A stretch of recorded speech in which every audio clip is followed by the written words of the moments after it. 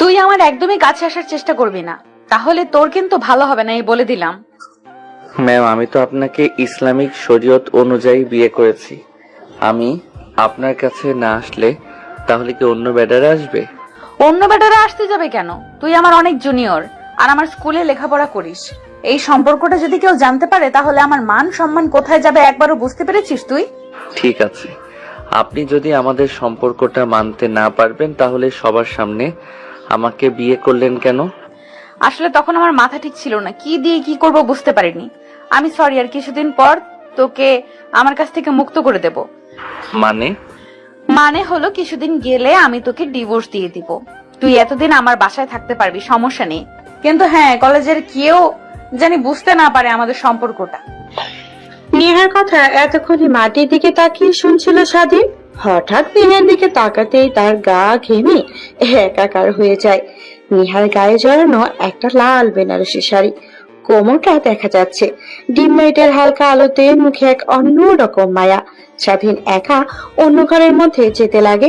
নেহা স্বাধীনকে আরো অনেক কথা বলতে লাগে, কিন্তু সেইগুলো কিছুই শুনতে পায় না সে। নেহাকে নিয়ে এক অন্য কল্পনা রাজ্যে পাড়ি জমিয়েছে স্বাধীন। অন্যদিকে নেহা স্বাধীনকে তার কোমরের দিকে ট্যাপ ট্যাপ করে তাকিয়ে থাকতে দেখে রেগে যায়। স্বাধীনের গালে ঠাস ঠাস করে দুইটা থাপ্পড় লাগিয়ে দেয়। স্বাধীনের ঘোর ভেঙে যায়। বড় বড় চোখে ছলছল দৃষ্টিতে নেহার দিকে তাকিয়ে বলে, থাপ্পড় মারলেন কেন ম্যাম আমাকে? তোকে থাপ্পড় মারবো না জামাই আদর করবো? হ্যাঁ, আমার কোমরের দিকে ওরকম ভাবে তাকিয়ে আছিস কেন? তোকে না বললাম আমার কাছ থেকে তুই কোনো অধিকার চাইবি না? আর কি লুচ্চা তুই রে, ম্যামের দিকে অমন করে তাকাস। আমি লুচ্চামির কি করলাম ম্যাম? আমি তো আপনার কোমরের দিকে তাকিয়ে হারিয়ে গিয়েছিলাম। স্বাধীনের মুখ দিয়ে আচমকায় কথাটা বেরিয়ে যায়। নিজের জিভেতে নিজেই কামড় দিয়ে অন্যদিকে নেহার আগে শুধু ফুটেছে। কুত্তার বাচ্চা, তুই আমার দিকে তাকিয়ে থাকিস আবার আমাকে বাজে কমেন্ট করিস। যা রুম থেকে এক্ষুনি বের হবি। আর তোকে যেন আমার রুমে না দেখি। ওইরকম ভাবে তাকিয়ে আছিস, না জানি কখনো আমার উপর আবার আক্রমণ করিস। নেহার থাপ্পড় খেয়ে আর নেহার কথাগুলো শুনে স্বাধীন রেগে যায়। নিজের রাগকে আর কন্ট্রোল করতে না পেরে ধীরে ধীরে গতিতে নেহার দিকে এগিয়ে যেতে লাগে। অন্যদিকে নেহা স্বাধীন থেকে দিকে এগিয়ে আসতে দেখে ভয় পেয়ে যায়। না জানি এখন কি করবে ছেলেটা। দেখ, একদমই ভালো হবে না বলে দিচ্ছি। তুই আমার দিকে আর এক পাও যদি এগিয়ে আসিস তাহলে তোর একদিন কি আমার একদিন। আপনি আমার বিয়ে করা বউ ম্যাম, আমার সম্পূর্ণ অধিকার আছে আপনার উপর। আর কি বললেন আমি লুচ্চা, তাই না? ওয়েট, দেখাচ্ছি লুচ্চা কাকে বলে আর লুচ্চারা কি কি করতে পারে। দেখ, একদমই ভালো হবে না বলে দিচ্ছি। আমার রাগ উঠাস না কিন্তু, তাহলে কিন্তু তোকে এই বাড়িতে আর এক মুহূর্ত রাখবো না, বের করে দেব। তখন রাস্তায় রাস্তায় ঘুরে ঘুরে খাবি। নেহার কথায় স্বাধীনের কোনো হেলদোলি নেই। স্বাধীন অনবরত নেহার দিকে এগিয়েই যাচ্ছে। পিছু করতে করতে দেওয়ালের সঙ্গে পিঠ ঠেকে যায়। এই পাশ ওই পাশ দিয়ে কিছু খোঁজার চেষ্টা করে, কিন্তু কিছু আছে নাকি কিছুই খুঁজে পায় না। শেষমেশে স্বাধীন নেহাকে শক্ত করে দেওয়ালের সঙ্গে জড়িয়ে ধরে আর অনবরত নেহার ঘাড়ে কপালে কিস করতে লাগে। স্বাধীনের প্রত্যেকটা কিসেই নেহা কি পড়তে লাগে অন্য এক অন্যরকম ভালো লাগা কাজ করে তার, কিন্তু স্বাধীনকে বুঝতে দেয় না। অনবরত স্বাধীনের হাত থেকে সে ছোটার চেষ্টা করে, কিন্তু স্বাধীন তো নাছোড় বান্দা। দেখ স্বাধীন, একদমই ভালো হচ্ছে না কিন্তু, তোকে কিন্তু এর জন্য পস্তাতে হবে বলে দিলাম। কিন্তু স্বাধীন নেহার কথায় কোনো কর্ণপাতই দেয় না। এক এক করে নেহার শরীর থেকে শাড়ি খুলতে লাগে। নেহা নিজেকে সামলাতে না পেরে স্বাধীনের প্রত্যেকটা সারাতে রেসপন্স করতে লাগে। তারপর স্বাধীন নেহাকে খাটে ফেলে দেয়, তারপর ওর শরীরের উপরে উঠে বসে। তারপর দুজনে হারিয়ে যায় ভালোবাসার এক অতল গভীরে। প্রায় 2 ঘন্টা পর নেহার বুকের উপরে শুয়ে থাকে স্বাধীন। অনবরত ঘন ঘন নিঃশ্বাস ফেলছে দুজনে। শরীরে বিন্দুমাত্র কাঁপড় নেই, যেন একটি দেহ দুইটি আত্মা দুজনের একাকার। মাথার উপরে ফ্যান চলছে। নেহা ওইদিকে তাকিয়ে থেকে কিছুদিন আগে ঘটে যাওয়া কথাগুলো ভাবছে। ফ্ল্যাশব্যাক। নেহা কলেজ থেকে আসে, তার বাবা মা অনেকগুলো ছবি নিয়ে দেখছে তার মায়ের সঙ্গে। নেহাকে দেখতে পেয়েই নেহার বাবা নেহাকে উদ্দেশ্য করে বলে, মা এখানে বস, তোর বিয়ের জন্য অনেকগুলো ছেলে ঠিক করেছি, ছবিগুলো দেখে বল কোনটা তোর পছন্দ। বাবা মা, তোমাদের আমি তো বলেছি একবার আমি বিয়ে করব না, আর বিয়ে যদি করিও তাহলে তোমাদেরকে ছেড়ে আমি থাকতে পারবো না। আমি ভালো করে জানি তোমাদের ছাড়া কেউ, তোমরা বিদ্রোহ হয়ে গেলে কে দেখাশোনা করবে। আমি বিয়ে করব না, একবার বলেছি, 1000 বার বলে যাব। দেখ মা, না করিস না, মেয়ে হয়ে জন্ম নিয়েছিস, শ্বশুর বাড়িতে যেতে হবে নাকি?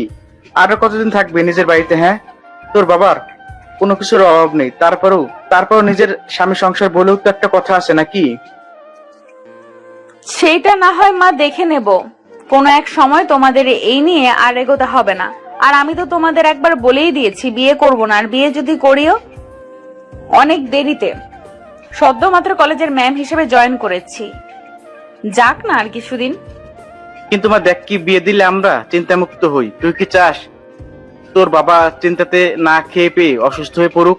নিহা তার বাবা আর মায়ের এমন কথা শুনে অনেকটাই বাকরুদ্ধ হয়ে যায়।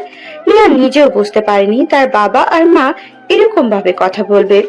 শেষে নিহা কঠোর গলায় তার বাবা আর মাকে উদ্দেশ্য করে বলে, তোমাদের যা ভালো হয় তাই করো, এতে আমার কোনো অমত নেই।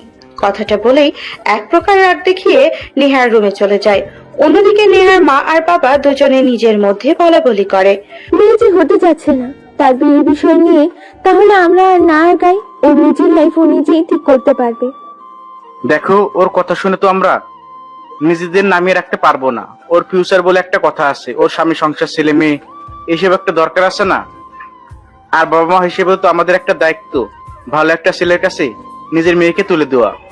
এই দেখো, এই দুটা ছেলেকে অনেক পছন্দ হয়েছে আমার। এই ছেলেটা এই শহরের একটা বিজনেস করে, আর এই ছেলেটা দেখতো চ্যানেলে সরকারি চাকরি করে। দেখে দুইটার মধ্যে কোনটা তোর পছন্দ? আমি একটা বার নেহাকে ছবিগুলো দেখিয়ে নিয়ে আসি, ওর এই দুটো ছেলের মধ্যে কাকে পছন্দ হয়। কথাটা বলেই নিহার মা নেহার রুমের দিকে অগ্রসর হয়। দরজার কাছে গিয়ে কড়া নাড়তেই নেহা দরজা খুলে দেয়। নিহার মা খাটে গিয়ে বসে। অন্যদিকে নেহা সদ্যই ওয়াশরুম থেকে বের হয়ে ড্রেসিং টেবিলের সামনে বসে থেকে চুল শুকাচ্ছে। তারপর তার মার দিকে তাকিয়ে নেহা বলে, মা কিছু বলবে? তোমাদেরকে তো বলেই আসতাম, তোমাদের যা ইচ্ছা তাই করো, আমার এতে কোনো দ্বিমত নেই।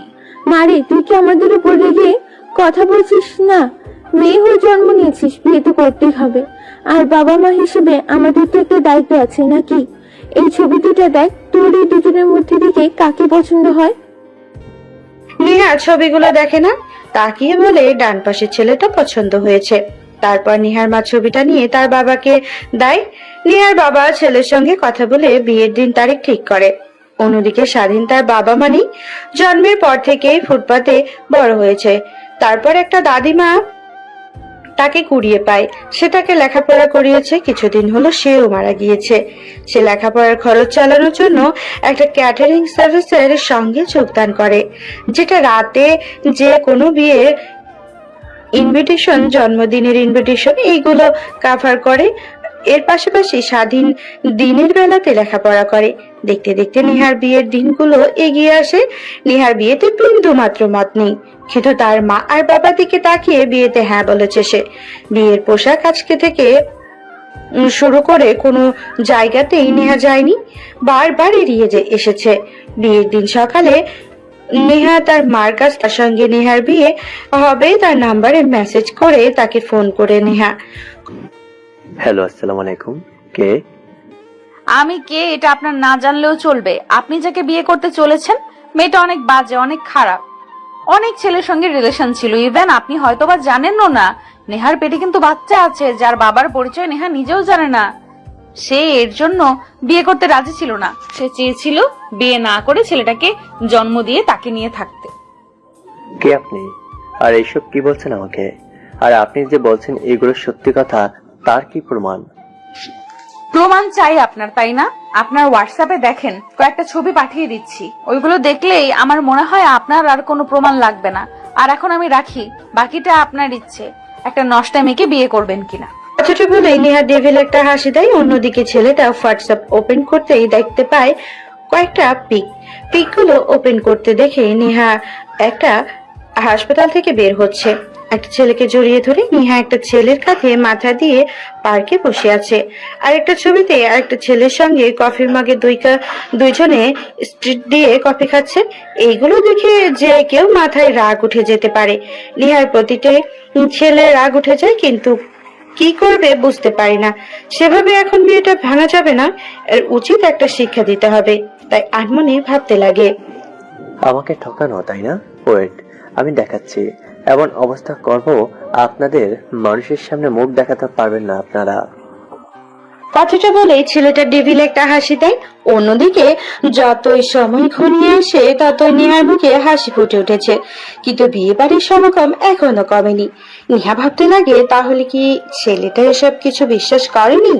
ভেবে নেহার ঘাম ঘেমে একাকার হতে লাগে। কি এত কিছুর পরেও নেহাকে বিয়ে করতে হবে? এসবে ভাবতে লাগে নেহা। ঠিক তখনই বাহির থেকে শব্দ আসতে লাগে, বর এসেছে, বর এসেছে। এইটা দেখে নেহার তো এখন মরে যেতে ইচ্ছে করছে। জানালার কাছে গিয়ে দেখে বরের গাড়ি এসেছে। নেহা কান্না করতে লাগে। এত কিছু করার পরেও একটা ছেলে কিভাবে বিয়ে করতে রাজি হয়? কিন্তু কি আর করার, এখন বাবা মায়ের মুখের উপরে নাও বলতে পারবে না। দেখতে দেখতে বড়রা এসে খাওয়া দাওয়া শেষ করে কাজের কাছে নিয়ে যায় নেহাকে। বিয়ে পড়াতে যাবে, ঠিক তখনই বর অর্থাৎ ছেলেটা দাঁড় হয়ে যায়। তারপর সবাইকে উদ্দেশ্য করে বলতে লাগে, এই যে দেখছেন মেয়েটা, বাজে একটা মেয়ে। ওনার পেটে বাচ্চা আছে, বাচ্চার বাবাকে সেটা উনি নিজে জানে না। আর এই যে আঙ্কেল, আপনি কি ভেবেছিলেন আপনার নষ্ট মেয়েকে আমার সঙ্গে জড়িয়ে দেবেন আর আমি হাসি হাসি মেনে নেব? তা কখনই না। আপনার নষ্ট মেয়েকে আপনি কোথায় বিয়ে দেবেন তা জানি না, কিন্তু আমি বিয়ে করছি না। আসি। ছেলেটা বলেই ছেলেটা বর আসন থেকে উঠে যায়। নেহা এতক্ষণে কান্না করছিল, হঠাৎ কথাগুলো শুনে হাসি রেখা ফুটে ওঠে সকলের সামনে। ইয়াহু একটা চিৎকার দেয়। সবাই নেহার দিকে ড্যাব ড্যাব করে তাকিয়ে থাকে। একটা মেয়ের বিয়ে ভেঙে গেছে, আর সে আবার সকলের সামনে ইয়াহু এনজয় করছে। মাথা ঘুরে পড়ে যায়। সবাই চিৎকার দিয়ে ওঠে। নেহা তার ঘুমটা উঠিয়ে তার বাবার কাছে যায়। তার বাবার অবস্থা বেগতিক দেখে নেহা কান্না করতে লাগে। এটা সে না করলেও পারত। তার একটা ভুলের জন্য তার বাবাকে হারাতে হবে, এ সবাই ভেবেছিল। ঠিক তখনই নেহার বাবা সবাইকে উদ্দেশ্য করে বলে, আই এম সরি, আমার মেয়েকে ভালো শিক্ষা দিতে পারি নাই। এর কারণে সে নষ্ট একটা মেয়ে। আমি আপনাদের কাছ থেকে হাত জোর করে ক্ষমা চাচ্ছি, আপনাদের সবাইকে নিমন্ত্রণ করে সকলের সামনে অপমান অপদস্থ করার জন্য। প্লিজ আমাকে ক্ষমা করে দিবেন। পাশ থেকে অনেকে অনেক কথা বলছে, আবার অনেক মেয়েরা নিজেদের মধ্যে ঘানাঘোষা করছে। পাশ থেকে নেহা সবকিছুই শুনছিল, কিন্তু তার এখন কিছুই করার নেই। নেহা কখনো ভাবতেও পারেনি যে এই বিয়ে ভাঙতে এসব করতে গেল এত বড় কিছু হয়ে যাবে।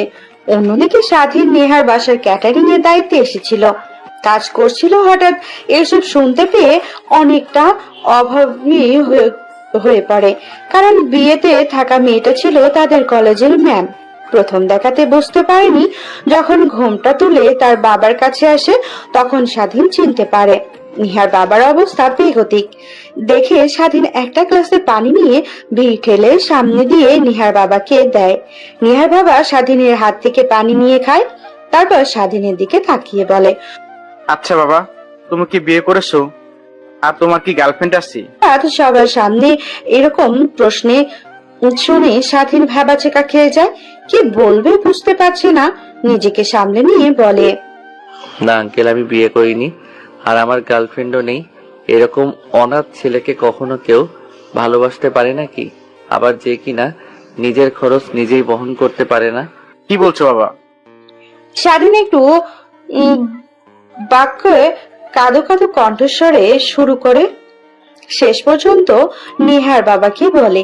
এটা শুনে নিহার বাবা অনেকটা খুশি হয়। তারপর স্বাধীনকে উদ্দেশ্য করে বলে, দেখো বাবা, তোমার লেখাপড়া খরচ ক্লাস আমার বড় বড় কোম্পানি আছে, তাদের দায়িত্ব তোমাকে দেব, বিনিময়ে তোমাকে আমার মেয়েকে বিয়ে করতে হবে। স্বাধীন কথাটা শুনে অনেকটাই অবাক হয়, কারণ মেঘ না চাইতেই জল। কিন্তু নিমেষে মেয়েটার অর্থাৎ নেহার কথাগুলো তার কানে ভাসতে লাগে। অনেক খারাপ, তার পিঠে বাচ্চা আছে। স্বাধীন সেই কথাগুলোকে কর্ণপাত না দিয়ে আনমনে ভাবতে লাগে। উনি তো আমাদের কলেজের ম্যাম। আমি যতটুকু দেখেছি অনেক ভালো, কিন্তু তার নামে এসব মিথ্যা অপবাদ ছড়ালো। আবার হইতেও পারে মানুষের চেহারা দেখে তো আর মানুষের চরিত্র নির্ধারণ করা যায় না। আচ্ছা, না হয় বাদই দিলাম, আমার নিজের লাইফটা তো পরিবর্তন করতে পারবো, এটাই অনেক কিছু। অনেকে তো ধর্ষিতা ডিভোর্সি মেয়ে বিয়ে করেন, আমি নাই তো বাচ্চা সহ মেয়েকে বিয়ে করলাম। এটা না হয় এখন নতুন ইতিহাস হয়ে থাকলো। স্বাধীন এইসব কথা চিন্তা করে হ্যাঁ বলে দেয়। তারপর নিহার বাবা সবাইকে উদ্দেশ্য করে বলে, ভাই সাহেব, যারা এসেছেন প্লিজ খাওয়া দাওয়া করে যাবেন। আর আমার মেয়ের বিয়ে হবে আজকে এই মুহূর্তেই। তারপর নেহা স্বাধীনের দিকে তাকিয়ে সে চিনতে পারে না, ভাবতে লাগে কোথায় যেন দেখেছি, কিন্তু মনে করতে পারে না। তারপর নেহার বাবা স্বাধীনের হাতে একটা রুমি নিয়ে যায়, তারপরে একটা প্যাকেট দিয়ে বলে, বাবা এখানে শেরওয়ানি আছে, এগুলো পরে বাইরে আসো। কথাটা বলে নিহার বাবা চলে যায়। স্বাধীন প্যাকেটটা খুলে দেখে শেরওয়ানি, পায়জামা, চাদর আর ক্যাটারিং এর ড্রেসটা খুলে ফেলে। তারপর শেরওয়ানি আর পাঞ্জাবি পরে রুমের বাইরে আসে। তারপর নিহার বাবা স্বাধীনের হাত ধরে সব বড় আসনে নিয়ে যায়। এক পাশে স্বাধীন, অন্য পাশে নেহাকে নিয়ে বসিয়ে দেয়। তারপর কাজী সাহেব পুনরায় বিয়ের প্রস্তুতি শুরু করেন। দেখতে দেখতে বিয়ে হয়ে যায়। অনেক বাজে কমেন্ট, অনেকে আবার ভালো কমেন্ট, আবার নেহার দোষও অনেকে ধরেছে, আবার নেহাকে ভালো বলেছে। এসবই বলেছে। দেখতে দেখতে বিয়ের সময় শেষ হয়ে যায়। নেহাকে তার রুমে রেখে আসা হয়। এতক্ষণে রুমটা সুন্দর করে সাজানো হয়ে গেছে। স্বাধীন সোজা ছাদে চলে যায়। মুক্ত আকাশে প্রাণ ভরে শ্বাস পেতে লাগে। সেইভাবে অনেকটা সময় পার হয়ে যায়। পকেট থেকে ফোন বের করেন, আবার ভাইবেন না টাচ ফোন, এটা একটা বাটন ফোন বের করে সময় দেখে রাত বাজে গেছে। ফোনটা পকেটে রাখতেই পেছন থেকে তার কাঁধে কেউ একজন হাত রাখে। স্বাধীন পেছনের দিকে তাকিয়ে দেখে নেহার বাবা। তারপর স্বাধীনকে উদ্দেশ্য করে নেহার বাবা বলে, বাবা জানি না কি তোমার পরিচয়, কিন্তু তোমার ব্যবহার দেখে এতটুকু বুঝতে পেরেছি তুমি অনেক ভালো মনের, ভালো স্বভাবের একটা ছেলে। আমি তোমাকে সেই প্রথম থেকে লক্ষ্য করেছিলাম। কাজের ক্ষমতা, সকলের সঙ্গে ভালো ব্যবহার, এইসব দেখে আমি মুগ্ধ হয়েছিলাম, কিন্তু ভাবতে পারিনি বিয়েটা এইভাবে ভেঙে যাবে আর তোমার সঙ্গে আমার মেয়েকে বিয়ে দিতে হবে। আচ্ছা বাদ দিই সেসব কথা, তুমি তো বলছো অনাথ, আজ থেকে আমার বাসাতে থাকবে আর তোমাকে কাজ করতে হবে না, লেখাপড়া করতে হবে, আমার অফিসগুলো দেখাশোনা করতে হবে তোমাকে। জি স্যার, আমি লেখাপড়াও করি, এর পাশাপাশি কাজ করি। আপনার মেয়ে অর্থাৎ নেহা ম্যাম যে কলেজের ম্যাম, ওই কলেজে আমি লেখাপড়া করি। ও আচ্ছা, তাহলে তো ভালোই। আর আমাকে স্যার বলো না, আমাকে বাবা কিংবা আঙ্কেল বলে ডাকো। হ্যাঁ আচ্ছা স্যার। ও সরি বাবা। স্বাধীনের কথা শুনে নেহার বাবা হালকা হেসে ওঠে। তারপর স্বাধীনের সঙ্গে আরো অনেক কথা বলে। দেখতে দেখতে প্রায় 12টা বেজে যায়।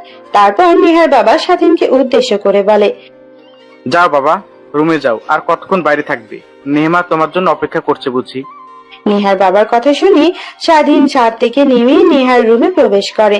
রুমে প্রবেশ করে দরজা লাগিয়ে সামনে ফিরতেই দেখে নেহা দাঁড়িয়ে আছে।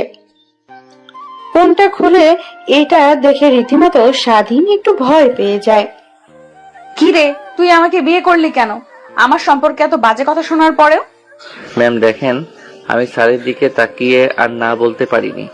বুঝি বুঝি, সবই বুঝি। সব আমার বাবা সয় সম্পত্তি ধকল করার ধান্দা, তাই না? তা তো একদমই হতে দেব না। বাই, তবে তোকে যেন এর আগে কোথায় দেখেছি, কিন্তু মনে করতে পারছি না রে। আমি কই দেখেছি তোকে? ম্যাম আমার নাম স্বাধীন, আমি আপনার কলেজে ইন্টার সেকেন্ড ইয়ারে পড়ি। ও আচ্ছা, তাহলে এর জন্যই তোকে চেনা চেনা লাগছিল আমার। বর্তমানে নেহার উপরের দিকে তাকিয়ে কথাগুলো ভাবছিল। ভেবে স্বাধীন কি নিজের সঙ্গে শক্ত করে জড়িয়ে ধরে। দুজনের শরীর ঘেমে একাকার। হঠাৎ কি যেন মনে করে নেহা স্বাধীনকে তার বুকের ওপর থেকে সরিয়ে দেয়। হঠাৎ সরিয়ে দেওয়াতে স্বাধীন তাল সামলাতে না পেরে খাটের ওপর থেকে মেঝেতে গিয়ে পড়ে। অনেক ব্যথা পাইছে। হঠাৎ সামনের দিকে তাকিয়ে দেখেনি হাত তার দিকে রাগিয়ে দৃষ্টিতে তাকিয়ে থেকে ফুঁসছে। কুত্তার বাচ্চা, তোকে বলেছিলাম না তুই আমার কাছে আসার চেষ্টা করবি না, আর তুই কিনা আমার সঙ্গে। ছি, আমি কি করলাম? যা করার তো। চুপ, একদমই চুপ। আর একটা কথা বলবি না তুই। কথাটি বলেই নেহা স্বাধীনের সামনেই তার না দাঁড়িয়ে থেকে ওয়াশরুমের দিকে চলে যায়। স্বাধীন মেঝেতে আর না বসে থেকে খাটে গিয়ে বসে।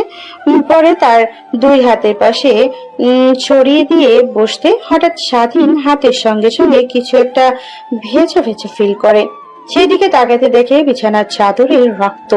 সেটা স্বাধীন ভাবতে লাগে, নেহা ম্যাডাম না বললো সে আগে থেকেই একজনকে ভালোবাসে, তার বাবু নাকি মামির পেটে? তাহলে এসব কি? মাথা ভর্তি প্রশ্ন। স্বাধীন কিভাবে এর উত্তর পাবে নিজেও জানে না।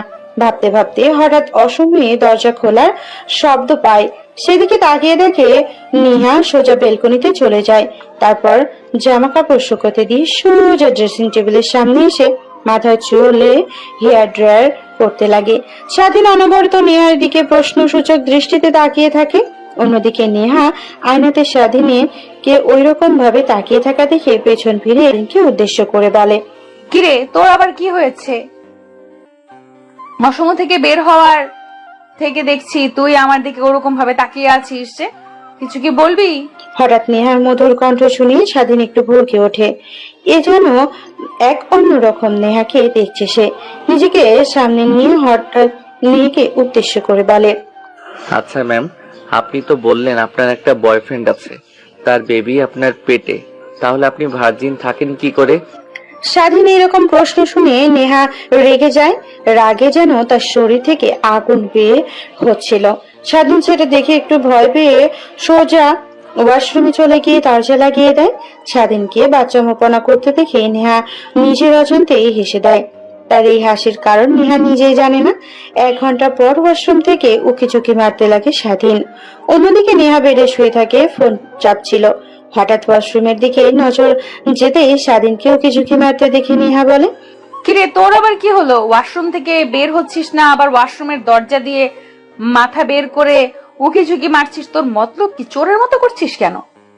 আসলে ম্যাম, আপনার রাগ দেখে তো হঠাৎ করে অসময়ে চলে এসেছি, সঙ্গে কিছু নিয়ে আসিনি। আর এই বাসে তো আমার কোনো জামা কাপড় নেই, তাই ভেজা শরীর নিয়ে দাঁড়িয়ে আছি। কি করব বুঝতে পারছি না। ঠিক হয়েছে আমার সঙ্গে ফাজলামি করা, তাই না? এখন বোঝ হারে হারে শিক্ষা পা। নেহার কথা শুনে স্বাধীন ছলছল দৃষ্টিতে নেহাকে উদ্দেশ্য করে বলে, ম্যাম, এই ভোলা ভালা নাদান ছেলেটাকে ভেজা শরীর নিয়ে দাঁড় করাইয়া রাখলে যদি জ্বর আসে, তখন তো আপনাকেই দেখভাল করতে হবে। আমার বয়ে গেছে তোকে দেখবো, তোর জ্বর আসলেই কি আর না আসলেই কি। আচ্ছা ওয়েট, আমি তোকে আমার একটা টি শার্ট আর প্যান্ট দিয়েছি, ওইটা পরে বের হ। কি? আমি আপনার প্যান্ট আর টি শার্ট পরবো না? এটা কখনোই পারবো না। আমার বলার দরকার ছিল, বললাম, বাকিটা তোর ইচ্ছে। তুই এখন ভেজা শরীর নিয়ে রুমে থাকবি নাকি বাহিরে আসবি? আচ্ছা ম্যাম, তাহলে দিন। তারপর নেহা ফোনটা একপাশে রেখে ওয়ার্ড্রপ থেকে তার একটা টি শার্ট আর প্যান্ট বের করে দেয় স্বাধীনকে। স্বাধীন প্যান্ট, টি শার্ট আর গামছা দিয়ে দরজা লাগিয়ে দেয়। তারপর সে সকল পোশাক পরে বাইরে আসতেই নেহাকে স্বাধীনের দিকে তাকিয়ে অট্ট হাসিতে লুটিয়ে পড়ে। হাসতে হাসতে হামাগুড়ি খেতে লাগে। নেহা স্বাধীনের হাসি দেখে নিজের অজান্তে স্বাধীনের মুখে হাসি রেখা টেনে ওঠে। সারা জীবন শুনে এসেছি ছেলের পোশাক মেয়েরা পরে, আজকে আবার তার উল্টোটা দেখছি, মেয়ের পোশাক ছেলে পরেছে। হেসে নিন, হেসে নিন ম্যাম, একদিন আমারও সময় আসবে, সেদিন আমিও দেখিয়ে দেব আমি কি করতে পারি। এইরকম দিন আমার কখনোই আসবে না, হাহা। নেহার কথায় আর কোনো উত্তর না দিয়ে সারাদিন ড্রেসিং টেবিলের কাছে যায়। তারপর গিয়ে হেয়ার ড্রায়ার করতে লাগে। হঠাৎ আয়নার দিকে তাকাতে দেখে নেহা তার দিকে ট্যাপ ট্যাপ করে তাকিয়ে আছে। এইটা দেখে স্বাধীন তার মুখে হাসি দেখা টেনে একটু বর্ষা দিন নেহাকে উদ্দেশ্য করে বলে পেছনে ফিরে, সরি ম্যাম, আসলে রাতে নিজের মাথা ঠিক ছিল না, তাই আপনার সঙ্গে জোর করে। আরে বাদ দে, আসলে আমার উচিত ছিল তোকে বাধা দেওয়া, কিন্তু আমিও তোকে বাধা দিইনি। দুজনে সমান হোক। আর শোন, যা হবার তা হয়ে গেছে, নেক্সট টাইম আমার আশেপাশে আসার চেষ্টা করবি না। যদি এক রুমে থাকতে চাস তাহলে ভালো, না থাকতে চাস তাহলে আরো ভালো। যদি থাকতে চাস তাহলে ওই যে দেখছিস না সোফা, ওইখানে গিয়ে ঘুমাতে হবে, রাতে আমার আশেপাশে আসা যাবে না। ঠিক আছে ম্যাম, তা বুঝতে পারলাম। আর একটা কথা, আপনি কিছু মনে করবেন না তো? বল, বাট রাগ ওঠার কথা বললে তো মাথায় রাগ উঠে যাবে। তাহলে আর না বলি। নেহা বুড়ো পুচকে তাকিয়ে স্বাধীনকে উদ্দেশ্য করে বলে। আরে সমস্যা হবে না, তুই বল। আচ্ছা ম্যাম, আমার যতটুকু মনে হলো, আমি যেহেতু একজন সায়েন্সের স্টুডেন্ট, তাহলে যা বুঝতে পেরেছি, আপনি আমার সঙ্গে সর্বপ্রথম মেলামেশা করেছেন। তাহলে লোকে সমাজে যে আপনার নামে মিথ্যা দুর্নাম ছড়াচ্ছে, আপনার পেটে নাকি বাচ্চা, আপনি অনেকের সঙ্গে বেডে শুয়েছেন, তাহলে কি এগুলো সব মিথ্যা? স্বাধীনের এরকম প্রশ্ন শুনে রাগ মাথায় উঠে যায়, কিন্তু নিমেষে নিজের রাগকে দমিয়ে মনে মনে ভাবে আসলেই তো এসব স্বাধীনের জানা উচিত ছিল। তাই বলে এখন আমি যদি তোকে বলি বাহিরে যে আমার নামে দুর্নাম ছড়াচ্ছে সেটা আমি ছড়িয়েছি, তাহলে তুই কি বিশ্বাস করবি? না ম্যাম, বিশ্বাস করতে যাব কেন? আপনি আমার নামে কিসের জন্য মিথ্যা অপবাদ ছড়াতে যাবেন, যেটাতে আপনার চরিত্র, আপনার ফ্যামিলি, আপনার মা বাবার সম্মান নষ্ট হবে? হ্যাঁ, কিন্তু আমি লোক সমাজে আমার নামে মিথ্যা কথা ছড়িয়েছি যেন বিয়েটা না হয়। আসলে আমি বিয়ে করতে চাইনি। আমার মা বাবা কেউ নেই এই পৃথিবীতে আমি ছাড়া। আমি যদি অন্য ঘরে চলে যাই তাহলে আমার মা বাবাকে কে দেখবে, ভাবতে পারছিস? তাই ভেবেছি কখনো বিয়ে করব না। বিয়ে করলেও অনেক দেরিতে, মা বাবা মরে যাওয়ার পর। কিন্তু আমার মা বাবা তো আমারে কিছুই চায় না। শেষমেশ বিয়ে ঠিক করে তারপরে ধীরে ধীরে যখন বিয়ের সময় ঘনিয়ে আসে, বিয়ের আগের দিন আমি ছেলেটাকে ফোন করে মিথ্যা কথা বলি, আমার নামে মিথ্যা অপবাদ দেই, অন্য আরেকটি নাম্বার দেই। ছেলেটা বিশ্বাস করেন, কিন্তু এইভাবে যে বিয়েতে এসে এরকম তুলকালাম কাণ্ড ঘটবে তা তো কখনো ভাবতেও পারিনি। আর তোর মতো একটা পিচি ছেলের সঙ্গে আমার বিয়ে হবে এটা তো কখনো কল্পনাতেও ভাবিনি। আসলে সরি ম্যাম, আমার আপনার বাবার কথা শুনে বিয়েতে রাজি হওয়া আসলে উচিত হয়নি। আরে সরি কেন বলছিস? তুই যা করেছিস ঠিকই করেছিস। ওখানে যদি তুই না হয়ে অন্য কোনো ছেলে থাকতো তাহলে হয়তো বা মুখের সামনে না বলে দিত, কিন্তু তুই অনেক ভালো। তুই চাচ্ছিলি না আমার বাবার কোনো ক্ষতি হোক, তাই তখন তুই বিয়েতে রাজি হয়ে গেছিস। আচ্ছা বাদ দে এসব কথা, তুই তো এতিম তাই না? তোর এই পৃথিবীতে কেউ নেই। হঠাৎ নেহার এমন প্রশ্নে স্বাধীন বা ক্রুদ্ধ হয়ে যায়। কান্না মিশ্রিত কণ্ঠে নেহাকে উদ্দেশ্য করে বলে, হ্যাঁ ম্যাম, আমার এই পৃথিবীতে কেউ নেই। জন্মের পর থেকে আমি রাস্তায় বড় হয়েছি। হঠাৎ একটা দাদিমার সঙ্গে দেখা হয়, তিনি আমাকে লালন পালন করত, বাসায় বাসায় কাজ করে, কিন্তু কয়েক মাস আগে সেও মারা গেছে। শেষমেশ আমি কোনো কিছু বুঝতে না পেরে পার্ট টাইম কাজ করি, প্লাস পড়াশোনা করি। শোন, তোর পড়াশোনার প্রতি আমি অনেক আগ্রহ দেখতে পাচ্ছি। তোর চোখে তুই যতদূর পর্যন্ত চাস ততদূর পর্যন্ত লেখাপড়া করবি, আমার বাসায় থাকবি, খাওয়া দাওয়া করবি, কোনো সমস্যা নেই। ভালোভাবে পড়াশোনা করতে পারলে আমি আমাদের কোম্পানিতে তোকে একটা ভালো পোস্টে জব দেব, তোর লাইফটা আমি সেটেল করে দিব। কিন্তু হ্যাঁ, আমার শর্তগুলো তোকে মানতে হবে। শর্ত? আচ্ছা ম্যাম, কিসের শর্ত? প্রথমত, তুই আমার কাছে একদমই আসার চেষ্টা করবি না। আমি যদি ভুল করেও তোর কাছে যাই আমাকে সরিয়ে দিবি। দ্বিতীয়ত, বাহিরে কেউ জানি জানতে না পারে আমি আর তুই স্বামী স্ত্রী, ইভেন বিশেষ করে কলেজে, তাহলে আমার মান সম্মান সব ধুলোয় মিশে যাবে। আর তৃতীয়ত, তোর মনের মতো করে তুই চলাফেরা করবি, কখনো তোকে আমি বাধা দেব না, কিন্তু আমি আমার মতো চলবো, কখনো স্বামীর অধিকার দেখাতে পারবি না। ঠিক আছে ম্যাম। কথাটা বলেই স্বাধীন পুনরায় তার চুল শুকাতে লাগে। স্বাধীনের দিকে অপলক দৃষ্টিতে তাকিয়ে থাকতে লাগে নেহা। সেদিকে থেকে ডিসক্রিশন সরিয়ে নিজের মাথাতে নিজেই টোকা দিয়ে নেহা বলে, শুনে হাসি, কি সব ভাবছিস ওকে নিয়ে? ও তো তোর কলেজের স্টুডেন্ট, তাহলে এসব কি ভাবছিস? তুই নিজের ব্রেনকে ফেস কর আর উল্টাপাল্টা চিন্তা বাদ দে। ঠিক তখনই দরজায় হঠাৎ কড়া নাড়ার শব্দ হয়। দরজার ওপাশ থেকে নেহার বাবা বলতে লাগে, মা উঠেছিস? তোরা বাইরে আয়, সবাই তোদের জন্য অপেক্ষা করছে খাবার টেবিলে। আচ্ছা বাবা, তুমি যাও, আমরা আসছি। তারপর নেহার বাবা দরজার সামনে থেকে চলে যায় নিচে খাবার টেবিলে। অন্যদিকে নেহা স্বাধীনকে নিয়ে নিচে আসে খাবার টেবিলে খাবার খাওয়ার জন্য। স্বাধীন যখন সিঁড়ি ভেঙে নিচে নামে তখন সবাই তাদের দুজনের দিকে তাকিয়ে থাকে। পাশ থেকে নেহার বাবার বন্ধু বলতে লাগে, একবার লক্ষ্য করেছিস দুজনকে কি সুন্দর মানিয়েছে? হয়তোবা নেহা মামুনিকে একটু বয়স্ক লাগছে, কিন্তু দুজনকে একরকম অনেক সুন্দর মানিয়েছে দুজনকে। শালা তুই আর নিজের শালা তুই আর নজর দিস না, তোকে কত করে বললাম তোর ছেলেটাকে আমার মেয়ের সঙ্গে বিয়ে দে। আরে তুই হয়তো জানিস না, আমার ছেলে মেয়ে যে কলেজের ম্যাডাম, সেই কলেজে লেখাপড়া সে কলেজে লেখাপড়া করতো। তোর মেয়ের কথা বলতেই সে আমার পা জড়িয়ে ধরে কান্না করে বলতে লাগলো, বাবা, আমি কখনই বিয়ে করতে পারবো না। উনি আমাদের কলেজের ম্যাডাম, অনেক কিটকিটে আর রাগী। ওনার মতো একটা স্ত্রী থাকলে আর কি লাগে, জীবন এমনিতেই নরক হয়ে যাবে। তুমি আমাকে নিজের হাতে গলা চেপে ধরে মেরে ফেলো, তারপরও ওনার মতো মেয়ের সঙ্গে আমাকে বিয়ে দিও না। তারপর আমি আমার ছেলের কথায় কোনো রেসপন্স করি না, জোর করে বিয়ে দিতে চাই। কথাটা বলতে দুদিন পরে তো অন্য আরেকটা মেয়ে নিয়ে পালালো। হারামজাদা এখনো বাসায় আসেনি। শুনলাম কলেজ করে দুজন একসাথে বাসায় আসে না। আমি আর কি করব, বাবা হয়ে ওর অ্যাকাউন্টে প্রত্যেক মাসে টাকা পাঠিয়ে দেই, ও আর ওর স্ত্রী যেন ভালোভাবে চলতে পারে। নেহার বাবা আর নেহার বাবার বন্ধু দুজনে নিজেদের মধ্যে কথোপকথন করছিল। ঠিক তখনই বাবা আবার খাবার টেবিলে দুইজনে এক পাশে বসে। টেবিলের অপর দিকে থাকা নিহা চাচাতো বোনেরা স্বাধীনের দিকে তাকিয়ে বলতে লাগে, দুলা ভাই, রাতে বুঝি সিনিয়র বইয়ের অনেক প্যারা পাইছেন, তাই না? গালে লিপস্টিক দিয়ে ভরে আছেন। স্বাধীন নিহা চাচাতো বোনের কথাটা শুনে নিজের গালে হাত দিয়ে দেখতে লাগে। অপরদিকে থাকা নিহা চাচাতো বোনেরা স্বাধীনের এইরকম কর্মকাণ্ড দেখে হাসাহাসি করতে লাগে আর বলতে লাগে, দেখেছিস, আমার কথাটাই ঠিক।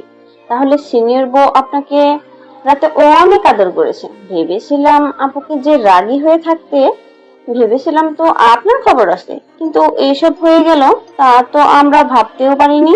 অন্যদিকে নিহা স্বাধীনের এরকম বাচ্চামো দেখে না করতে নিজের অজান্তে মাথায় হাত দিয়ে মনে মনে বলতে লাগে, হায় রে কপাল, কি একটা ছেলের সঙ্গে বিয়ে দিয়ে দিল বাবা, বাচ্চা কোথাকার। ও তো গোসল করেছেন, মুখেও তো লিপস্টিক থাকার কথা না, তারপরেও এতজনের সামনে শরম দেওয়ার জন্য নিজের গালে হাত দিয়ে দিল। অন্যদিকে নিহা চাচাতো বোনেরা বুঝে যায় স্বাধীনের গালে হাত দেওয়াতে যে তাদের মধ্যে রাতে কিছু না কিছু তো হয়েছে। এর কারণেই হয়তোবা স্বাধীন লিপস্টিক দেখার জন্য গালে হাত দিয়েছিল। স্বাধীন আর মাথা তুলে তাকাতে পারছে না, নিচের দিকে তাকিয়ে আছে। অন্যদিকে নিহা চাচাতো বোনেরা স্বাধীনকে অনবরত বলেই চলেছে, আচ্ছা ভাইয়া, রাত কটা পর্যন্ত জেগেছিলেন? আচ্ছা, প্রথমে কে শুরু করেছিল, আপনি নাকি আপু? মনে হয় না তো আপু, আপনি শুরু করেছিলেন। স্বাধীন কিছুই বলছে না। অন্যদিকে নেহার রাগে পাত ভেঙে যায়। নিজেরা কি আর কন্ট্রোল করতে না পেরে খাবার টেবিলে দুই হাত দিয়ে থাপ্পড় দিয়ে বলে, কি শুরু করেছিস তোরা? থামবি একটু? আসার পর থেকে উল্টাপাল্টা কথা বলে চলেছিস। আমি তোদের বড় আপু, এখানে বসে আছি, তারপরে উল্টাপাল্টা কথা বলছিস। নিহার রাগে সবাই ভয় পায়, কারণ নিহার রাগ অনেক ভয়ঙ্কর। রাগে প্লেটটা ফ্লোরে ছুঁড়ে মারে, তারপর খাবার টেবিল থেকে উঠে নিজের রুমের দিকে চলে যায় নেহা। অন্যদিকে স্বাধীন নেহার রাগের কারণ বুঝতে পারে, কিন্তু কিছুই বলে না। খাবার খাওয়া শেষ করে একটা প্লেটে খাবার নিয়ে রুমে চলে যায়। তারপর রুমে গিয়ে দেখে নেহা খাটের উপরে আতশোয়া হয়ে কিছু একটা ভাবছে। খাবার প্লেটটা টি টেবিলে রেখে স্বাধীন বলে, ম্যাম, এই নাম আপনার জন্য খাবার নিয়ে এসেছি, পানিও নিয়ে এসেছি। আর হঠাৎ রেগে গেলেন যে? ওনারা তো আমার সঙ্গে ফাইজলামি করছিল, আর আপনি রেগে গেলেন। যেখানে লেগে যাওয়ার কথা আমার। হঠাৎ নেহা খাট থেকে উঠে স্বাধীনের কলার চেপে ধরে পেছনের দিকে নিয়ে যেতে যেতে স্বাধীনকে দেওয়ালের সঙ্গে চেপে ধরে স্বাধীনের নিঃশ্বাস নিতে কষ্ট হয়। নেহা রাগে কটমট করতে করতে বলে, কুত্তার বাচ্চা, রাতে তুই যদি ওরকম না করতি তাহলে তো আর এসব হতো না। আমার ডিভোর্স লাগবে, তোর সঙ্গে থাকতে পারবো না আমি। তোর টাকা লাগবে তাই না? তোর যত টাকা লাগে তত টাকা আমি দেবো। তোকে বলেছি না তোর লেখাপড়ার খরচ, হ্যাঁ, তোর ব্যাংক অ্যাকাউন্ট করে ওইখানে আমি টাকা দেবো। তুই প্রত্যেক মাসে টাকা বের করে চলবি। এখন বল, তোর আর কত টাকা লাগবে আমাকে ছেড়ে যেতে? আমি তোর সাথে থাকতে চাই না। ছাড়ুন, আমাকে কি ভেবেছেন আমি লোভী? হ্যাঁ লোভী, আসলে মানুষের মায়ার অনেক লোভ। আমার আপনার বাবা কান্না করতে করতে বলেছিল, তাই আপনি কি বিয়ে করেছি। আপনাদের টাকা দেখে না আর কি বলছেন টাকা লাগবে? একটা টাকাও লাগবে না। কিউটি পেলে খাবার রাখা আছে, খাবার খেয়ে নেন, তারপর না হয় কাজী অফিসে গিয়ে আমাকে ডিভোর্স দিয়ে দিয়েন। কথাটা বলে 3:30 রুমের মধ্যে আর না থেকে বেলকনিতে চলে যায়। বাহিরের দিকে তাকিয়ে স্বস্তির একটা নিঃশ্বাস ফেলে। আসলে এই অল্প কিছু সময়ের মধ্যে নেহার প্রতি অন্য এক রকম মায়া কাজ করতে লাগে স্বাধীনের। কিন্তু কি করবে, সে তো চাইলেও নেহাকে কাছে রাখতে পারবে না। কোটিপতি বাবার একমাত্র মেয়ে, আর সে মাত্র একটা রাস্তায় বড় হওয়া ছেলে, কখনো এক হতে পারবে না। এই অল্প কিছু সময়ের মধ্যে নেহাকে নিয়ে অনেক স্বপ্ন দেখে ফেলেছিল স্বাধীন। সেই সব ভেবেই নিজের অজান্তেই স্বাধীনের চোখ দিয়ে এক ফোঁটা অশ্রু বের হয়। সেদিন নিজের হাত দিয়ে চোখ মুছে ফেলে আর আনমনেই ভাবতে লাগে, কান্না করছিস কেন? কার জন্য কান্না করছিস? একটা মেয়ের জন্য চাই কিনা? তোকে কোনো মূল্যই দেয় না, কঠোর হতে হবে, আমাকে দেখিয়ে দিতে হবে। আমিও পারি একদিন ওনাদের থেকে বড় কিছু হয়ে দেখাবো। এটা ভাবতে লাগে আনমনে স্বাধীন। অনেকটা সময় পার হয়ে যায়, রুমে আসে, দেখে নেহা খাবার খেয়ে হাত ধুয়ে স্বাধীন সোফায় গিয়ে বসে পড়ে। ঠিক তখনই তার ফোন বাজতে লাগে। স্বাধীন সোফা থেকে উঠে আবার বেলকনিতে চলে যায়। ফোনটা হাতে নিয়ে দেখে তার বন্ধু সৌরভ ফোন করেছে। কিরে স্বাধীন, কই তুই? তোর জন্য কলেজ ক্যাম্পাসে অপেক্ষা করছে, কিন্তু তোর তো কোনো খবরই নেই। আসলে এটাই সমস্যা আটকে আছে। আমি আজকে কলেজে আসবো না, দেখি কালকে আসতে পারি কিনা। কি হয়েছে তোর? আর তোর কণ্ঠ এরকম লাগছে কেন, আমাকে বল। আরে না, তেমন কিছু হয়নি। তোকে কলেজে গিয়ে খুলে বলবো, এখন ফোন রাখি। আচ্ছা, ফোন রাখি, বাট একটা কথা মনে রাখবি, কোনো দরকারে বললে একটাবার আমাকে ফোন করবে। দেখবি তোর বিপদের আগে আমি দাঁড়িয়েছি। সেটা আমি ভালো করে জানি। এখন রাখি ফোন। আল্লাহ হাফেজ। কলেজে গিয়ে তোদের সঙ্গে কথা বলা হবে। কথাটা বলেই স্বাধীন ফিরে রুমে চলে আসে। রুমে এসে দেখে নেহা খাটের উপরে বসে থেকে ফোন চাপছে। স্বাধীন নেহার সামনে দাঁড় হয়ে যায়। চলুন ম্যাম, কাজে অফিসে যাব। তারপর নেহা খাট থেকে উঠে দাঁড় হয়, তারপর আগে আগে যেতে লাগে। স্বাধীন পিছু পিছু বাসার বাইরে এসে গাড়ি নিয়ে সোজা কাজী অফিসের সামনে চলে যায়। গাড়ি থেকে বের হয়ে নেহা কাজী অফিসের ভেতরে চলে যায়। স্বাধীনতার কিছু কিছু। তারপর কাজী সাহেব টেবিলের সামনে চেয়ার টেনে নেহা আর স্বাধীন দুজনেই বসে পড়ে। তারপর স্বাধীন কাজী সাহেবকে উদ্দেশ্য করে বলে, আঙ্কেল, আমাদের ডিভোর্স লাগবে। আচ্ছা, বুঝতে পারলাম। তো তোমাদের বিয়ের পর কয়দিন হয়েছে? একদিন হয়েছে। কি একদিন হয়েছে আর একদিন পর এসেছো ডিভোর্স নেওয়ার জন্য? আজকাল মেয়েরা কি ভাবে, নিজেদেরকে বিয়েটা ছেলে খেলা মনে করে, আর একদিন পরে আর ডিভোর্স হয় না, মিনিমাম 3 মাস লাগে। তোমরা যদি ডিভোর্স নিতে চাও তাহলে তোমাদের দুজনকে একসঙ্গে 3 মাস থাকতে হবে, তারপর না হয় ডিভোর্সের জন্য অ্যাপ্লাই করতে পারবে। এর আগে অ্যাপ্লাই করলে তোমাদের ডিভোর্স হবে না। পাশ থেকে নেহা শুধু কথাগুলো শুনছিল। তারপর কাজী অফিস থেকে বের হয়ে আসে নেহা স্বাধীন। নেহার পিছু পিছু তারপর ফুটপাতে এসে দাঁড় হয়ে নিজের পা দিয়ে মাটিতে একটা লাথি দিয়ে বলতে লাগে, কি, এই ছোট লোকের বাচ্চার সঙ্গে থাকতে হবে, তাও আবার 3 মাস? আমার তো আর একদিনও থাকতে ইচ্ছে করছে না। নেহার কথা শুনে স্বাধীন কৃত্রিম হাসি রেখা তার মুখে টেনে বলে, সমস্যা নেই ম্যাম, হতাশ হবেন না। 3টা মাস তো মাত্র। আমি আপনার সঙ্গে না থাকি, আমি যেখানে ছিলাম আগে বস্তিতে সেইখানেই চলে যাব। যদি আঙ্কেল কিছু জিজ্ঞেস করে তাহলে বলে দিয়েন যে আমার আপনাকে পছন্দ হয়নি। অনেক সিনিয়র মেয়ে, তাই আমি আপনাকে ছেড়ে চলে গিয়েছি। আর যা পারেন তাই বলেন, আমার নামে সমস্যা নেই। আর আপনি তো আমার কলেজের ম্যাম, 3 মাস পর না হয় আমাকে নিয়ে এসেন, তখন ডিভোর্স দিয়ে দিব। স্বাধীনের কথা শুনে নেহার বুক কেমন যেন চিনচিন করতে লাগে। সে নিজেও জানে না কেন এরকম অনুভব হচ্ছে তার, কিন্তু নিজের মুখে হাসি রেখে টেনে বলে, ভালো একটা বুদ্ধি দিয়েছিস তুই। তাহলে বরং আজ থেকে তুই তোর পথ, আমি আমার পথে। আর মনে রাখিস, 3 মাস পর এসে আমাকে ডিভোর্স দিয়ে যাস। সেটা আপনাকে বলতে হবে না ম্যাম। কথাটা বলেই স্বাধীন ফুটপাত দিয়ে হেঁটে তার বস্তির দিকে যেতে লাগে। নেহা সেখানেই দাঁড়িয়ে থাকে। স্বাধীনকে যেতে দেখে তারপর গাড়িতে উঠে বসে। নেহা যেতে লাগে তার বাড়ির দিকে। তার বাড়ির দিকে দুজনের সম্পর্কটা অনেক ঘনিষ্ঠ, কিন্তু দূরত্বটা অনেক। তারপর স্বাধীন বস্তিতে চলে যায়। একটা দিন না থাকায় রুমটার বেহাল দশা, রুম গোছাতে লাগে। নেহা বাসায় যায়। নেহাকে একা দেখে নেহার বাবা নেহাকে উদ্দেশ্য করে বলে, মা, একা যে স্বাধীন বাবা কই? নেহা তার বাবার এরকম প্রশ্নে কি জবাব দেবে বুঝতে পারে না। আমতা আমতা করে বলতে লাগে, বাবা ও আর আসবে না, ও বলে দিয়েছে আমাকে নাকি ডিভোর্স দিয়ে দিবে। আমার মতো বাজে মেয়ের সঙ্গে কখনোই থাকতে পারবে না। কি ওর এত বড় সাহস আমার মেয়েকে খারাপ বলা? আজ ওর একদিন কি আমার একদিন। দেখলাম অনেক ভালো, সবার সঙ্গে ফ্রি মাইন্ডে কাজ করেছে, ভাবলাম অনেক ভালো হবে, কিন্তু এরকম যে আমি আগে জানলে কখনোই তোকে ওর সঙ্গে বিয়ে দিতাম না। মা, আমি জেনে শুনে ভুল মানুষের হাতে তুলে দিলাম। অমন কথা বলছো কেন? স্বাধীন যা করেছে ভালোই করেছে। ওর জায়গায় যদি আমিও থাকতাম ঠিক তাই করতাম। আমার মতো খারাপ একটা মেয়েকে স্ত্রী হিসেবে কে মেনে নেবে? আমি আমার মেয়েকে হারে হারে চিনি, আমাকে আর চেনাতে হবে না মা। তোর যা ইচ্ছা, তুই যদি বিয়ে না করিস, সারা জীবন বাসাতে বসে থাকিস, তাতেও আমার কোনো দ্বিমত নেই। তোর ইচ্ছা মতো তুই চলবি, তোর জীবনের উপর আমি আর দ্বিতীয়বার হস্তক্ষেপ করতে পারবো না। মা প্লিজ আমাকে ক্ষমা করে দিস। নিহা তার বাবার কথা শুনে অনেক আনন্দ হতে লাগে। সে তো এরকমই চেয়েছিল। তারপর সেখানে দাঁড়িয়ে আর না থেকে নিহা তার রুমের দিকে যেতে লাগে। ঠিক তখনই পেছন দিক থেকে নিহার বাবা বলতে লাগে, মাসুম, আমি শুনেছি এই ছেলেটা তোর কলেজের নাকি লেখাপড়া করে, ওকে কলেজ থেকে বের করে দিবি আর ওর সঙ্গে কোনো যোগাযোগ রাখার চেষ্টা করবি না। আর আমি ওর ব্যবস্থা নিচ্ছি। ও সাহস এত কি করে হয় আমার মেয়েকে ছেড়ে চলে যাবে? ওকে মেরে হাসপাতালে ভর্তি না করতে পারলে আমার শান্তি হবে না। নেহা তার বাবার কথার উত্তরে কি বলবে বুঝতে পারে না। পেছনের দিকে নেহা তার বাবার দিকে ফিরে পুনরায় রুমের ভিতরে ঢুকে যায়। দরজা লাগিয়ে দিয়ে নিজের অজান্তে নেহা নাচতে লাগে। নিমেষে কিছু একটা চিন্তা করে দিয়ে বসে পড়ে। ফোন হাতে নিয়ে ফোনে ফেসবুকিং স্ক্রলিং করতে লাগে। অন্যদিকে স্বাধীন তার রুম গোছানো হলে অনেক ক্ষুধা লাগে। পকেট হাতে দিয়ে দেখে অল্প কিছু টাকা রয়েছে। তারপর সোজা হোস্টেলে চলে যায়।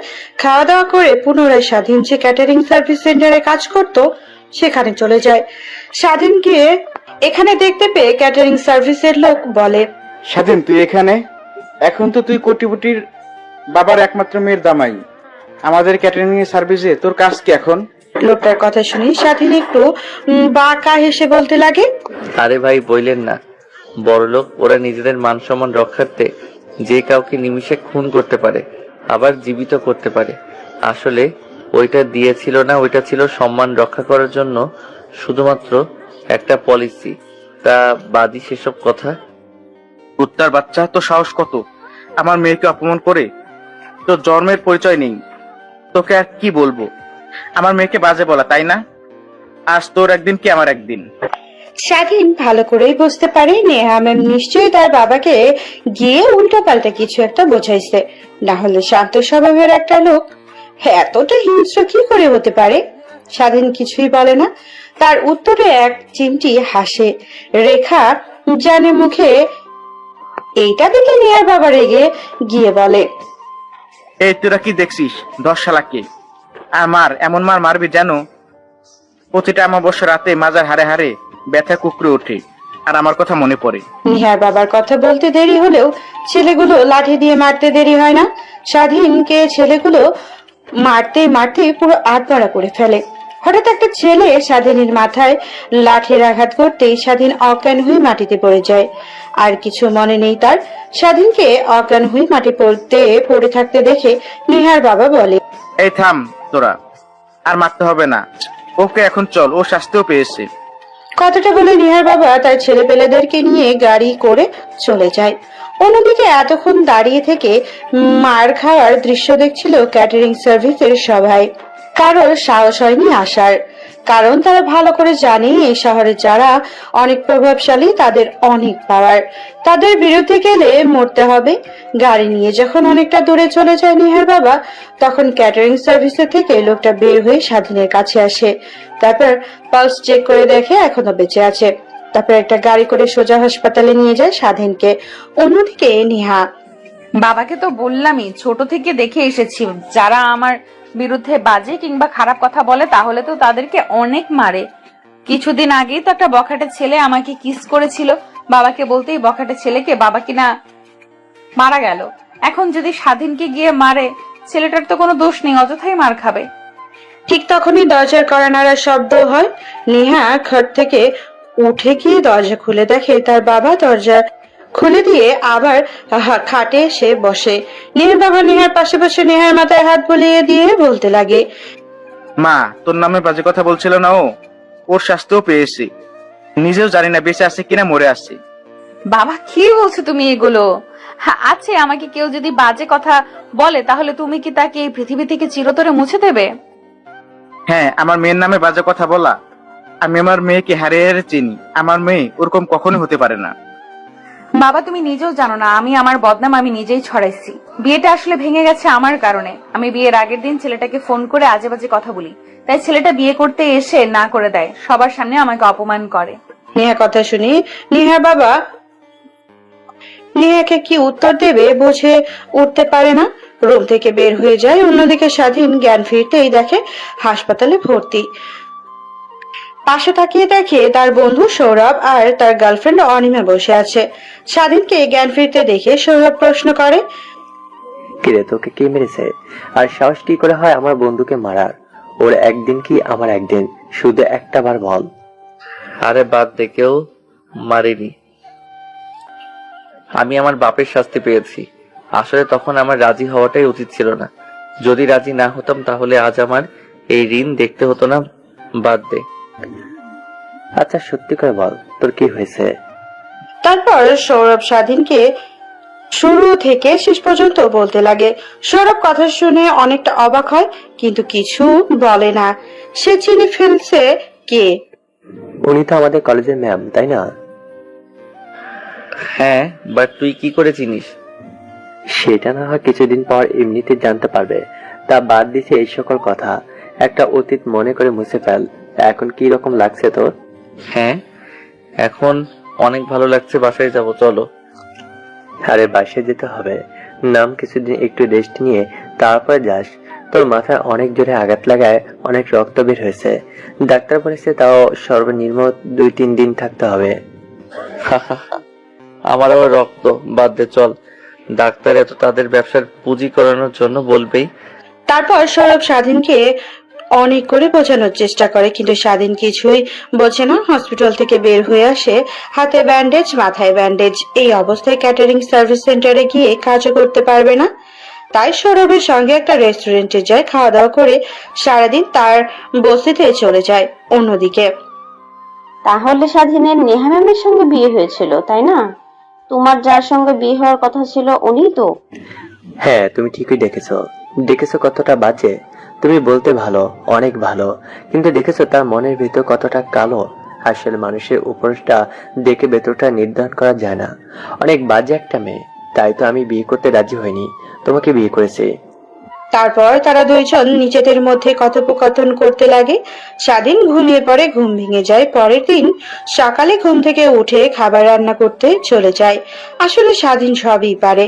রান্না করে খাওয়া দাওয়া শেষ করে স্বাধীন চলে যায় কলেজে। কলেজে গিয়ে সৌরভদের সঙ্গে আড্ডা দিতে লাগে। ক্লাসের সময় হলে স্বাধীন ক্লাসে চলে যায়। এক এক করে সবাই ক্লাসে করতে লাগে। স্বাধীন মনোযোগ দিয়ে পড়তে লাগে। নিহার ক্লাস আসতেই নিহা ক্লাসরুমে আসে। প্রথমে নজর দেয় স্বাধীনের দিকে। মাথায় ব্যান্ডেজ করা, হাতে পায়ে ব্যান্ডেজ ইউজ করা। বোঝা যায় অনেক মেরেছে তার বাবা, কিন্তু এগুলো তো ছেলের মধ্যে, তো তাকে গিয়ে কিছু বলতে পারবে না। এক এক করে স্বাধীন সব কটা ক্লাস শেষ করে বাইরে পট গাছের নিচে বসে আড্ডা দিচ্ছিল। ঠিক তখনই নিহা স্বাধীনের কাছে এসে বলে, একটু এইদিকে আসো, তোমার সঙ্গে কিছু কথা বলার আছে।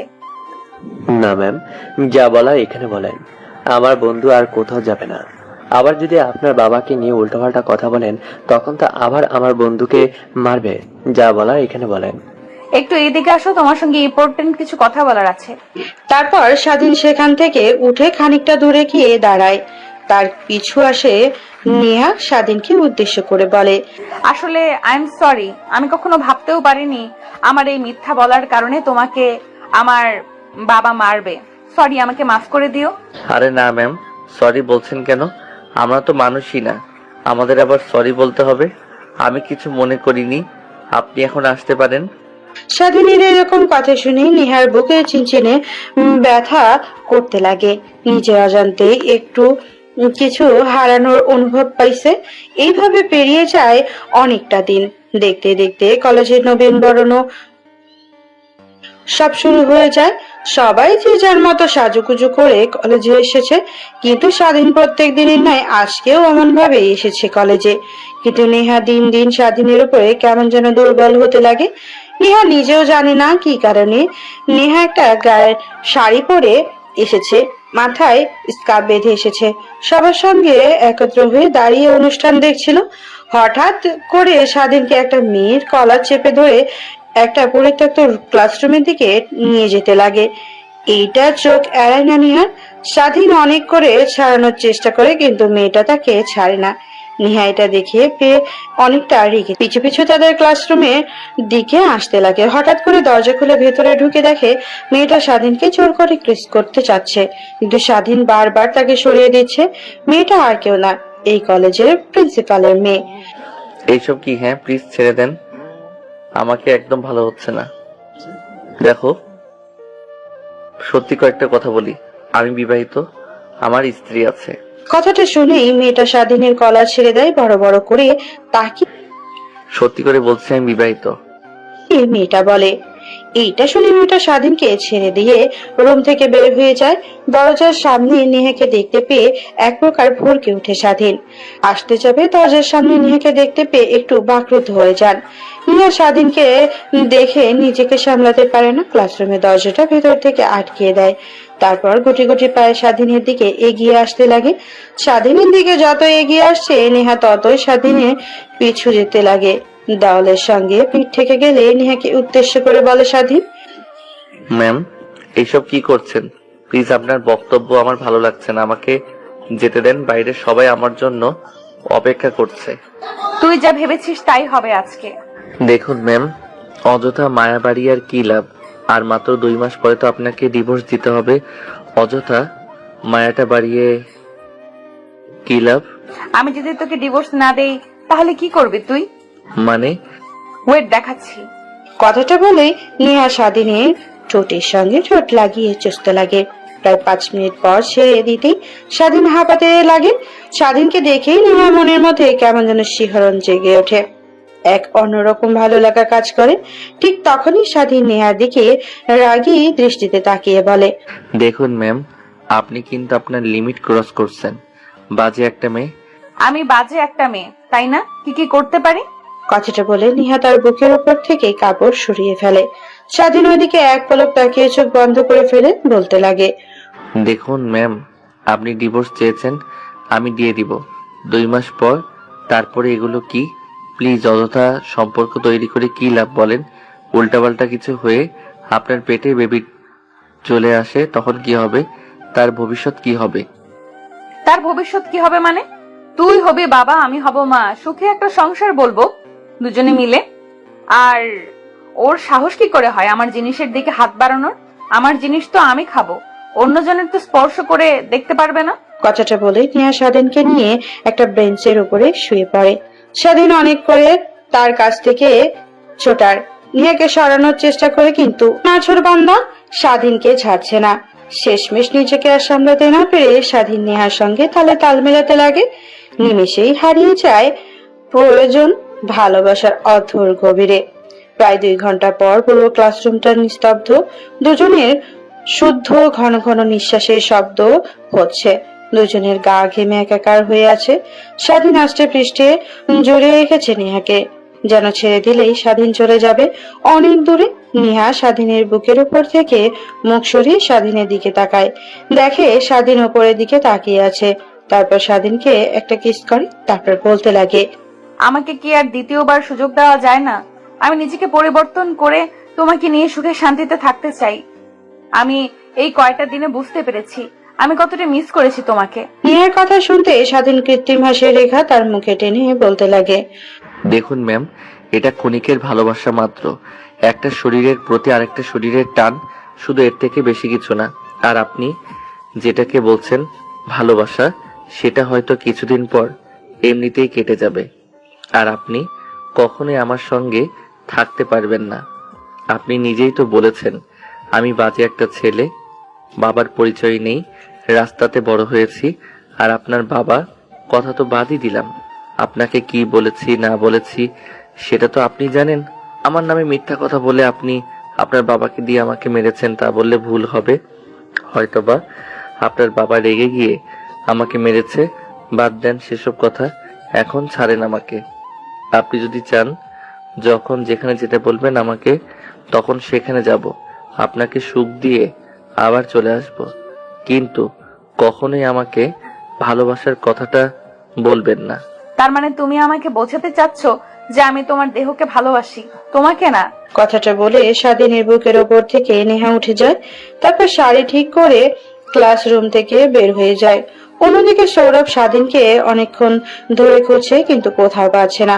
হঠাৎ নেহাকে একটা পরিত্যক্ত ক্লাসরুম থেকে বের হতে দেখে যেতে খানিকটা অবাক হয়। সৌরভ সেই দিকে যায়, ক্লাসরুমে উকি মারতে দেখে স্বাধীন সেইখানে। তারপর সৌরভ স্বাধীনের কাছে গিয়ে বলে, কি হয়েছে তোর? এই পরিত্যক্ত রুম দাঁড়িয়েছিস আর নেহা ম্যামকে দেখলাম এই রুম থেকে চলে যেতে। কি হয়েছে বল? কিছুই হয়নি, চল। কথাটা বলে স্বাধীন রুম থেকে বের হয়ে যায়। তার পিছু পিছু সৌরভও চলে আসে। তারপর নবীন বরণ উৎসবের কাছে গিয়ে দেখতে লাগে সেইভাবে পড়ে যায় দিনটা। রাতের বেলা স্বাধীনতা তার রুমে গিয়ে খাটে শুয়ে পড়ে ভাবছিল। হঠাৎ করে ম্যামের কি হলো? সে এইসব কথা বলছে যে হয়তোবা এটা তার মহৎ না হয় আমার দেহের প্রতি তার লালসা, নাকি আসলেই সে আমাকে ভালোবাসতে শুরু করেছে। স্বাধীন এসবে ভাবছিল। অন্যদিকে নেহা তার বাবার সঙ্গে খাবার খাচ্ছিল। হঠাৎ তার বমি বমি অনুভব হয়। তারপরে দৌড়ে বেসিনের কাছে গিয়ে বমি করতে লাগে। এটা দেখে নেহার বাবা একটু চিন্তিত হয়ে পড়ে।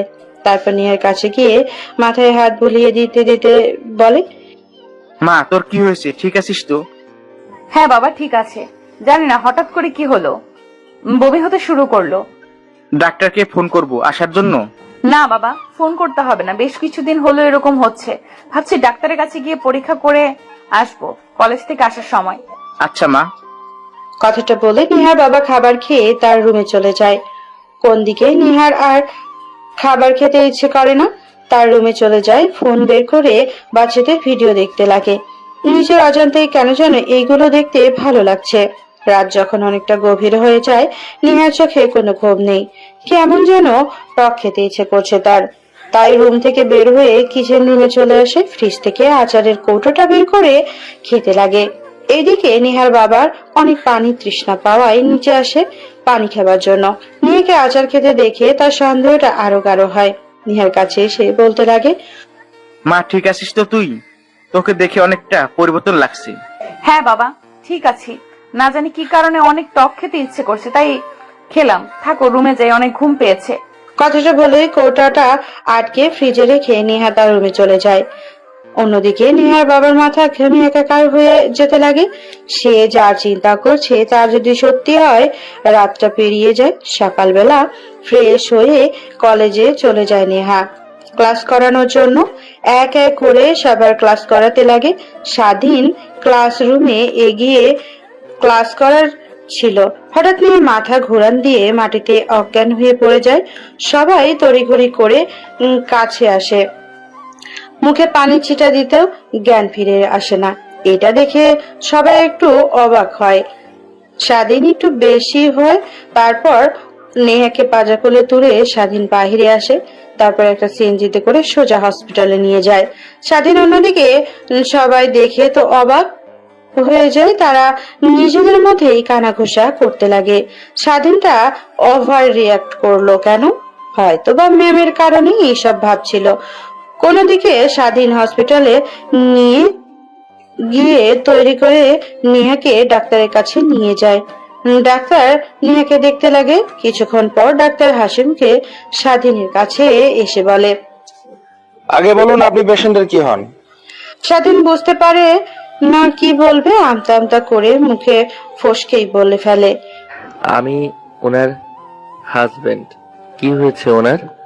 ও জুনিয়র। আচ্ছা বাদ দাও সেসব কথা, খুশির খবর আছে। আগে মিষ্টি খেলাম, আপনি বাবা হতে চলেছেন। ডাক্তারের কথা শুনে স্বাধীনের মুখে হাসি রেখা ফুটে ওঠে। সে বাবা হচ্ছে। চিন্তার কোনো কারণ নেই, একটু পর বেডে শিফট করা হবে। আর এখানে কিছু ওষুধ লেখা আছে, ওষুধগুলো নিয়ে আসুন। তারপর নেহাকে বেডে শুয়ে রাখা হয়। সারাদিন গিয়ে নেহার পাশে চেয়ার টেনে বসে নেহার হাত শক্ত করে জড়িয়ে ধরে। ঠিক তখনই নেহার জ্ঞান ফিরে আসে। স্বাধীনকে দেখতে পেয়ে নেহা বলে, কি হয়েছে আমার? আর আমি এখানে কেন, হসপিটালে কেন? আমি তো ক্লাসরুমে ছিলাম। ম্যাম, আপনি মা হতে চলেছেন। মানে? তারপরেও স্বাধীন তার হাতে থাকা রিপোর্টগুলো নেহার দিকে এগিয়ে দেয়। রিপোর্টগুলো দেখে নেহা স্বাধীনকে শক্ত করে জড়িয়ে ধরে গালে কপালে কিস করে বলতে লাগে, এখন অন্তত আমাকে ছেড়ে চলে যেও না। আমাদের বাবুর কথা চিন্তা করে ওনার তো এখন বাবা দরকার। প্লিজ আমাকে ভুল বুঝে ছেড়ে যেও না। নেহার কথা শুনে স্বাধীনে হাসির রেখা তার মুখে টেনে বলে, কিছুদিন পর আপনাকে এমনি মেনে নিতাম ম্যাম, এখন তো আবার সারপ্রাইজ দিলেন আমাকে বাচ্চার বাবা, নিজে একটা বাচ্চা, এখন আবার বাচ্চার বাবা হব। কোন বাচ্চাকে সামলাবেন ম্যাম এখন? 2 বাচ্চাকে সামলাবো। কথাটা বলে নেহা স্বাধীনকে শক্ত করে তার সঙ্গে জড়িয়ে ধরে। আরো একটা ভালোবাসা পূর্ণতা পেল। না জানি রাইটারের জীবনে এরকম ভালোবাসা আদৌ আসবে কিনা। ধন্যবাদ সবাইকে আমাদের গল্পের সাথে থাকার জন্য।